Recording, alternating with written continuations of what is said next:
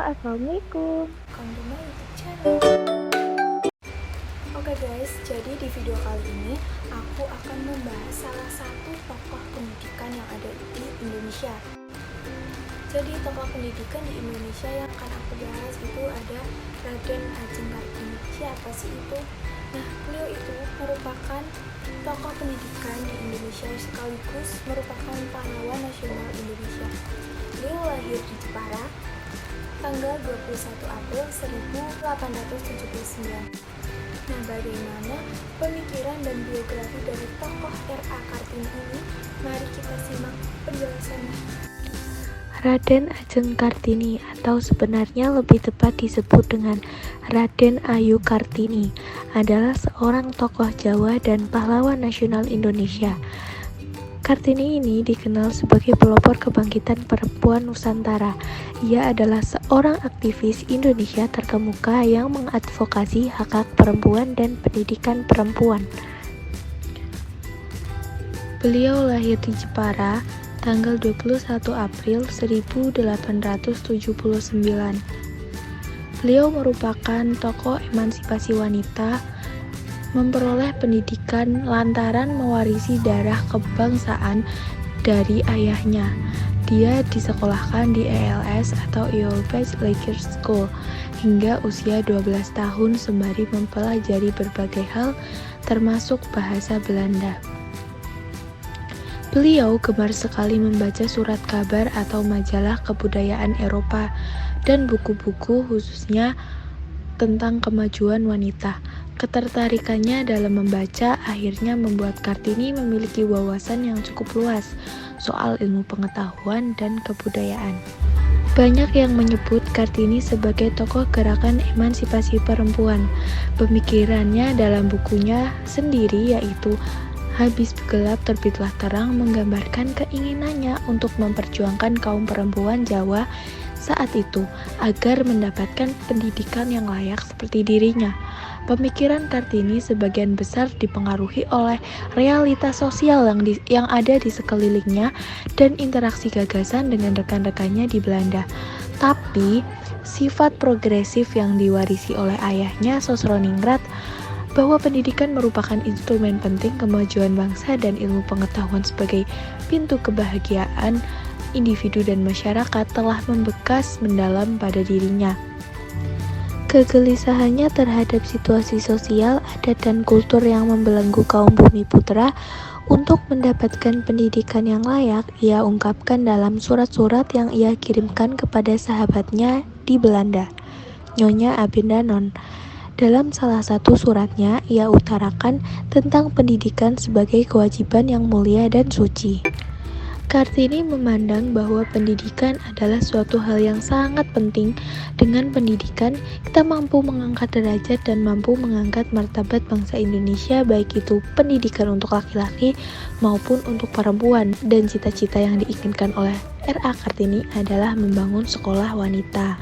Kartini juga berpandangan merupakan sebuah kejahatan apabila dirinya sebagai pendidik tidak memiliki kecakapan penuh sebagai seorang pendidik. Maksudnya, seorang pendidik yang baik itu seharusnya berintrospeksi diri terlebih dahulu apakah dirinya memiliki kemampuan sebagai pendidik. Kemampuan pendidik itu tidak hanya sebuah profesi tetapi juga kecakapan moral spiritual. Jika seorang pendidik memiliki kemampuan kognitif sekaligus kecakapan spiritual, itu jelas akan menghasilkan peserta didik yang cerdas dalam pengetahuan dan soleh dalam perbuatan. Dalam bahasa Kartini, tujuannya pendidikan tidak hanya mencerdaskan pikiran, tetapi juga menghasilkan pendidikan budi dan jiwa. Lalu Kartini juga berharap bahwa manusia bumi putra yang diinginkan dalam proses pendidikan itu menjadi pribadi yang memiliki kecerdasan, akal, dan keluhuran budi pekerti.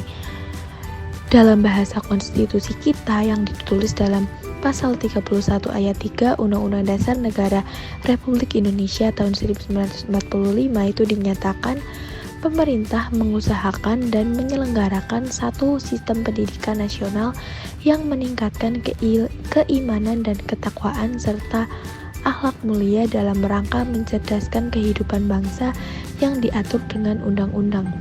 Ini berarti pemikiran pendidikan Kartini telah melampaui zamannya. Pada usia yang masih tergolong sangat muda, 12 tahun, Kartini muda itu sudah mampu memformulasikan gagasan pendidikan secara filosofis dan sosiologis. Kenapa? Ketika kaumnya sedang terimpit oleh adat yang kolot dan bangsanya yang terbelenggu rantai kebodohan, ia tuangkan kegelisahannya dalam lembaran-lembaran surat kepada sahabatnya di Belanda. Nah, kemudian sahabatnya ini atau Nyonya Abendanon ini menyederhanakan sebagai habis gelap terbitlah terang. Kartini seakan-akan mencoba mengubah alam kegelapan yang mengitari bangsanya dan dikikis habis melalui pendidikan. Melalui pendidikan juga bangsanya akan menuju zaman yang lebih terang benderang. Perjuangan Kartini bukan sebatas ide saja, tetapi Kartini telah berani melangkah, membuka sekolah perempuan meski bertentangan dengan adatnya. Akibat pada perkembangan selanjutnya, perjuangan Kartini itu menjadi stimulan pengembangan pendidikan, khususnya perkembangan sangat cepat dengan tumbuhnya sekolah-sekolah perempuan atau pesantren dan kemajuan pemikiran-pemikiran Islam dengan tumbuhnya berbagai organisasi keagamaan setelah wafatnya Kartini. Kartini juga meyakini, sebagaimana pernah diungkapkan ayahnya, bahwa pendidikan akan menuju kebahagiaan hidup dan kesejahteraan. Paradigma berpikir ini juga selaras dengan Al-Quran surat Al-Mujadalah ayat 11, bahwa Allah akan meninggikan orang-orang yang beriman dan yang diberi ilmu pengetahuan beberapa derajat. Kartini, pembacaan realitas sosial Kartini terhadap gejala di sekitarnya juga dapat kita pandang sebagai upayanya membumikan wahyu ilahiyah Al-Quran surat Al-Alaq ayat 1 yang artinya membaca.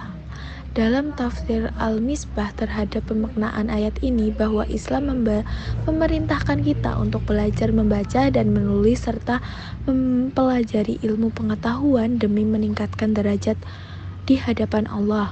Nah, kemudian makhluk Allah ini akan menjadi mulia dan dianjurkan sanggup untuk menyebarluaskan ilmu pengetahuan yang telah Allah limpahkan kepada kita semua.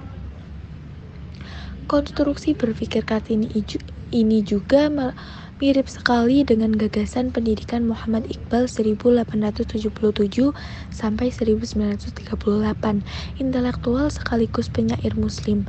Dalam bukunya The Reconstruction of Religious Thought in Islam 1971, Iqbal membuat rumusan yang memadukan pendidikan berbasis al-fikr dan zikir. Pemikiran ini juga memadukan aspek kognitif dan afektif, atau dalam bahasa Kartini, kecerdasan akal, budi, dan jiwa.